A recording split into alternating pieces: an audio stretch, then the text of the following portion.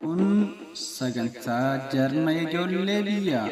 Irraa odiyoolee fi viidiyoolee bareechinee isiniif dhiyeessina.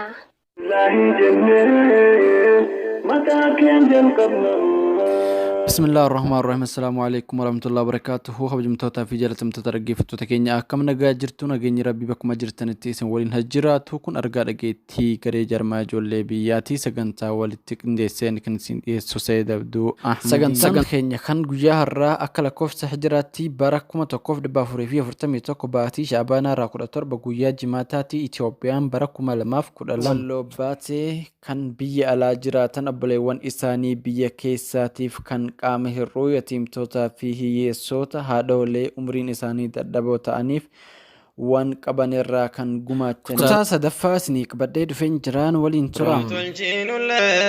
Situu tolche haala jara irra nuu taree badii nutti beeytu mara gandaa kiraa galaan galuun eessa jira. Rahmaanii kiyyaa nu qajeelchime hakkatti. Akka sahabii rasuula rabbii sanitti gannu dhaabimee gadi dhaabatuun nu dhibe. Tola ooltonni garee jarmaa ijoollee biyyaa qarshii 140 ol qopheessee warroota qaama hir'uu yatiimtoota dakkaamoota warra ta'aniif gabayaa soomanaatiif akka oolfatan hiruu fi eegalee jira. Horeen tola ooltota biyya keessaa imala guyyaa roobii fi kamisaa godhaniin amaanaa tola ooltonni garee jarmaa ijoollee biyyaa itti kennan bakkaan gahaa jiraniin. Tokkoffaan Nuura Hussein Aliitee Doddota hiyyeessa dhibamaa waan ta'eef tola ooltonni garee jarmaa ijoollee biyyaa qarshii 3,000 isaaf gumaachanii fi jiranii. Lammaffaan harmee keenya haadha Anshaa Abduu Doddota dakkaamaadhaa tola ooltonni garee jarmaa ijoollee biyyaa qarshii 500 isaaniif arjoomanii fi jiranii. Shanguute 500 guutee fi maasha Allah. Eenyu jedhamtan isin? Anshaa Abduu. Anshaa Abduu Mucaakooti. Haadha Anshaa Abduu Doddota jechuun sinuma? Anuma. Anshaa Abduu Doddota rakku anuma. Marhaba itti kennisa. Sadaffaan ummaa keenyaa Zainabuu Muhammad Suleymaan hulluuqqoo dhibamtuudha tola ooltonni garee jarmaa ijoollee biyyaa qarshii 500 isaaniif gumaachanii fi jiranii. Hulluuqqoo? Hulluuqqoo. Masha Allah birrii. Ture mana kokkorsee mamboleetii koshuu guddoo bira jira. Namni dhiqa naman namicha harkaan qabu miilan qabu. Masha Allah. Tola ooltota jarmaa ijoollee biyyaarraa birrii 500 gargaarsa isinii erganiiranii. Dhukkuba bu'e kanas rabbi akka nurraa balleessu solaata masgiidattis akka solaannu du'aa nu godhaa isiniin jedhanii. Sadaqaan hundinuu taqabuu leeysaaf. Wanni salaatan sila taqabbalu. Wanni harkaan tuqxan sila. 500 taqabbaltan himi? Taqabbale. Kina taqabbale ani Zainabuu muhee 500. Afuraffaan Hidduwaa Muhee Garfa Gooraa jiraata hulluuqoo kan tahe yeroo Affaar uummata keenya irratti lola bante inni isaaniif dirmatee dhahamee niitii isaa lamaan irraa kan du'e yoo ta'u tola ooltonni garee jarmaa ijoollee biyyaa niitoota isaatiif qarshii 3,000 isaaniif gumaachanii fi jiranii. በጎ አድራጎት የሀገር ግሩፖች ለየቲሞቹ እንዲያግዛችሁና አባታቸውንም የጀነት እሳቸውንም አላህ እንዲያሳድጋቸው እናንተም ይሄንን መስጊድ አላህ እንዲከፍትልን ረመዳኑንም በሰላም እንድንጦም ይሄንን በሽታ አላህ እንዲጠብቀን ዱዓ አድርጉልን ብለዋችኋል። ኢንሻአላህ። አንቺ ማን ትባያለሽ? ከድጃ መሐመድ አህመድ ማለት አንቺ ነሽ? ሁሉቆ ሰፈር። ያ ኢንሻአላህ አላህ ይጠብቃችሁ ከሁሉ ነገር አብሽሩ።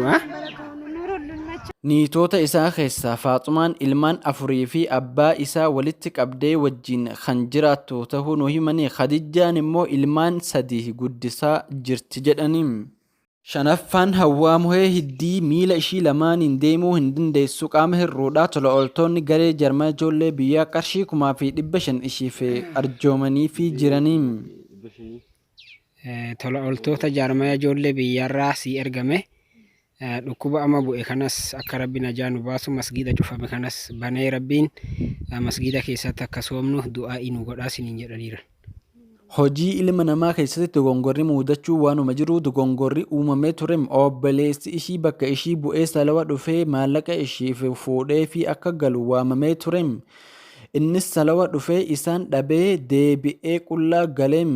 Dogongora uumame kana ilaalchisee koreen garee hojii raawwachiistuu garee jaarmaa ijoollee biyyaa marii taasiseen waan qalbii ishii fi obboleessa ishii cabsineef qarshii ishiif madamne malee hadiyyaa binnee fi dhiifama ishii gaafannee ofitti fayyifachuu qabnaa jedhanii irratti marii taasisanii walii galanii jiranii. Hadiyyaan ishiis qarshii 200 sujjaadaa bitanii fi kennanii fi jiranii. Dogongora uumameef irra deebinee miseensota keenya garee jaarmaa ijoollee biyyaa dhiifama isin gaafannam. Hamilee nu jajjabeessuu fi du'aa nu bira dhaabbadha. Sagantaa keenya kutaa 3ffaa asumatti xumurree jirra. Kutaa 4ffaatti walitti deebinaa. Nagaan nu tura.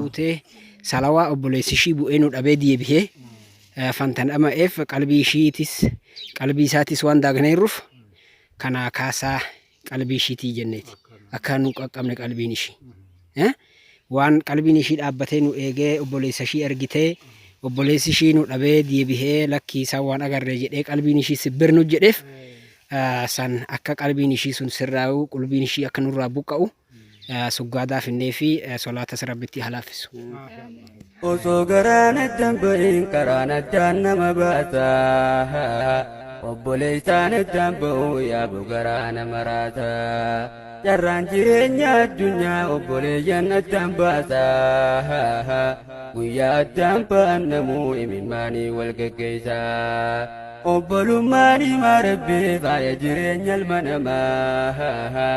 Obboleessaa ifi dhabuun bishaa jiru wayum.